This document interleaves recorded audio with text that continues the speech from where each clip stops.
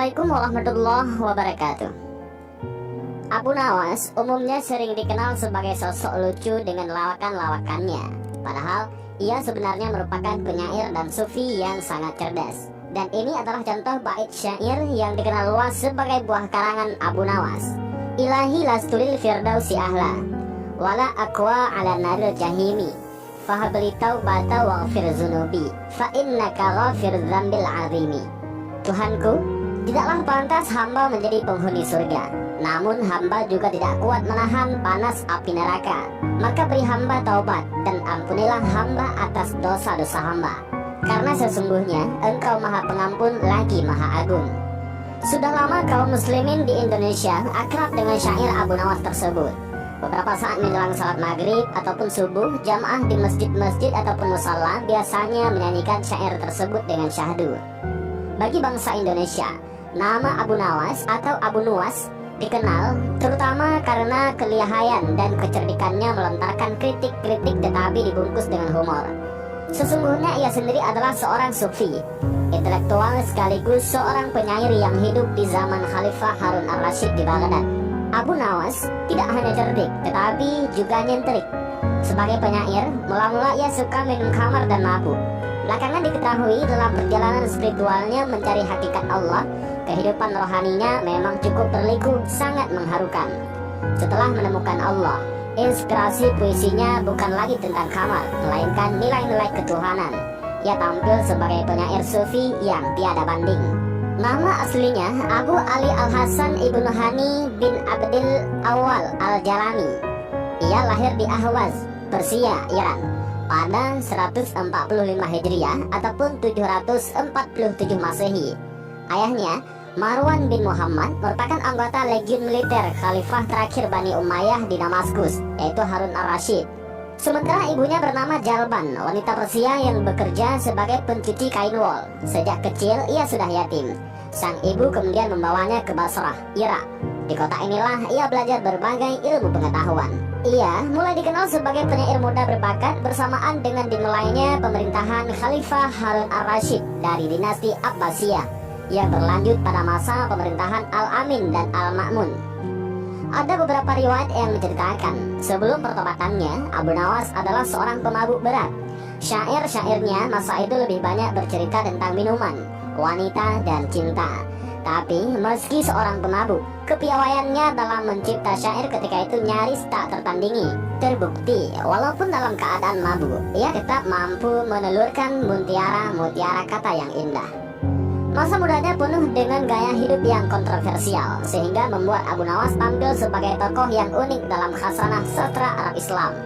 Walaupun begitu, sajak-sajaknya syarat dengan nilai keagamaan dan pertobatan, di samping cita rasa kemanusiaan. Abu Nawas belajar sastra dan bahasa Arab kepada Abu Zaid al-Ansari dan Abu Ubaidah. Ia juga belajar Al-Quran kepada Ya'qub al-Hadrami. Sementara dalam ilmu hadis, ia belajar kepada Abu Walid bin Ziyad, Muqtamir bin Sulaiman, Yahya bin Sa'id al-Qattan, dan Azhar bin Sa'ad as-Samman. Pertemuannya dengan penyair dari Kufah, Walibah bin Habab al-Asadi, membawanya ke panggung kesusastraan Arab. Walibah sangat tertarik pada bakat Abu Nawas yang kemudian membawanya kembali ke Ahwaz, lalu ke Kufah. Di Kufah, tempat Sayyidina Ali dimakamkan, bakat Abu Nawas pun digembleng. Amar menyuruh Abu Nawas berdiam di pedalaman, hidup bersama-sama orang Baduy untuk memperdalam dan memperhalus bahasa Arabnya. Kemudian ia ke Baghdad. Di pusat peradaban dinasti Abbasiyah inilah ia berkumpul dengan para penyair. Berkat kepiawaiannya menulis puisi, Abu Nawas dapat berkenalan dengan para pangeran. Tetapi gara-gara kedekatannya dengan para bangsawan inilah, puisi-puisinya berubah, cenderung memuja penguasa. Dalam kitab Al-Wasit fi Adabi Al-Arabi wa Al-Tarikihi, Abu Nawas digambarkan sebagai penyair multivisi, penuh canda, berlidah tajam, penghayal ulung, dan tokoh terkemuka sastrawan angkatan baru. Hanya sayangnya, karya-karyanya jarang ditampilkan dalam berbagai kesempatan ataupun diskusi keagamaan. Ia hanya dipandang sebagai seorang yang bertingkah lucu dan tidak lazim. Kepandaiannya menulis puisi menarik perhatian Khalifah Harun al-Rashid. Melalui musikus istana, Ishaq al-Wawasuli, Abu Nawas dipanggil untuk menjadi penyair istana ataupun syairul bilad. Dalam ensiklopedia Al-Mundid disebutkan, Abu Nawas diangkat sebagai pendekar para penyair yang bertugas mengubah puisi puji-pujian untuk khalifah. Sebagai penyair, tingkah laku Abu Nawas bisa disebut aneh, bahkan selebor. Tingkah lakunya membuat orang selalu mengaitkan karyanya dengan gejolak jiwanya, ditambah dengan sikapnya yang jenaka. Perjalanan hidupnya benar-benar penuh warna. Kegemarannya menenggak arak menjadikannya penyair yang unik. Kegemarannya bermain kata-kata dengan selera humor yang tinggi seakan-akan menjadi legenda tersendiri dalam khazanah peradaban dunia.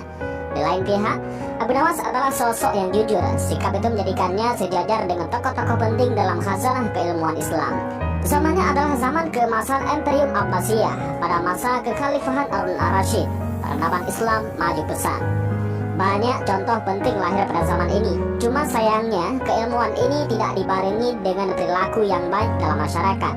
Kenyataan inilah yang menjerumuskan Abu Nawas yang kemudian larut dalam minuman keras dan hidup sebagai hedonis. Kedekatannya dengan kekuasaan bahkan pernah menjerumuskannya ke dalam penjara. Pasalnya, suatu ketika Abu Nawas membaca puisi Khalifah Bani Muttar yang dianggap menyinggung Khalifah. Tentu saja Khalifah murka, lantas memenjarakannya.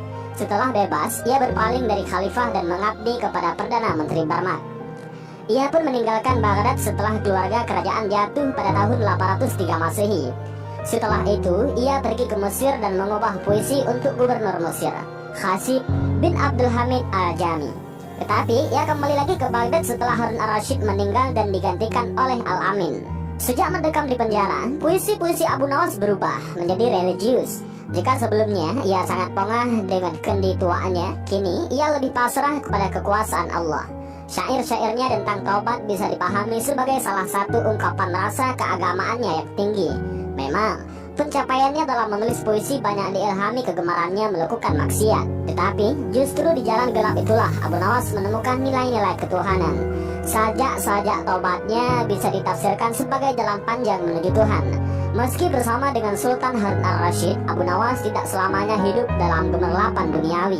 Ia pernah hidup dalam kelaparan, tetapi justru membawa keberkahan tersendiri.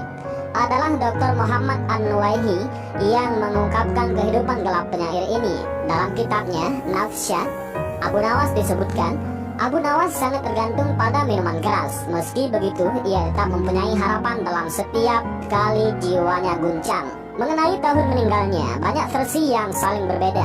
Ada yang menyebutkan tahun 190 Hijriah ataupun 806 Masehi.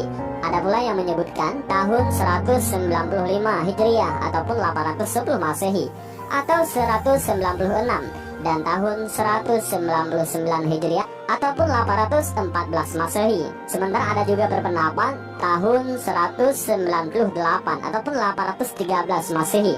Konon, Abu Nawas meninggal karena dianiaya oleh seorang yang disuruh oleh keluarga Naubakhti yang menaruh dendam kepadanya. Beberapa manuskrip puisinya masih tersimpan di perpustakaan Berlin, Wina, Leiden, Bodiana, dan Mosul. Di tangan para orientalis itu, karya Abu Nawas dipelajari dan dikenal. Mereka memang lebih dulu mengenal Abu Nawas ketimbang umumnya kita yang hanya bisa menertawakannya. Pada suatu saat, Abu Nawas datang ke sebuah bukit melihat hilal untuk menentukan awal bulan Syawal.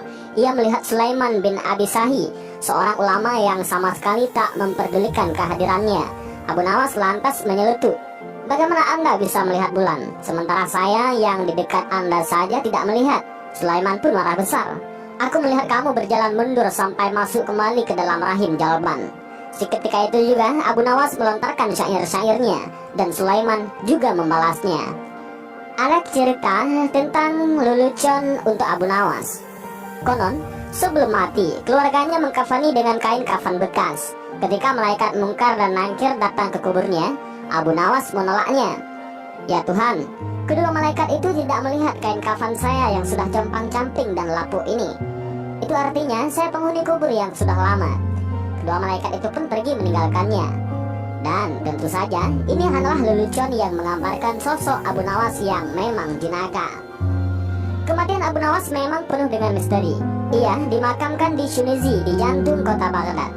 Ada sebuah kisah yang diceritakan oleh Al-Ashumi. Suatu malam, ia bermimpi melihat Abu Nawas yang sudah almarhum. Ashmu'i bertanya tentang syair-syair khumariyatnya yang sangat memuja minuman kerasnya itu.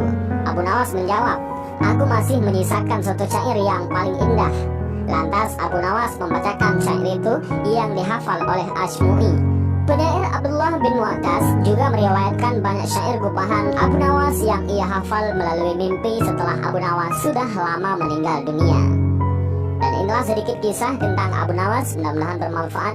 Wallahu a'lam bishawab. Assalamualaikum warahmatullahi wabarakatuh.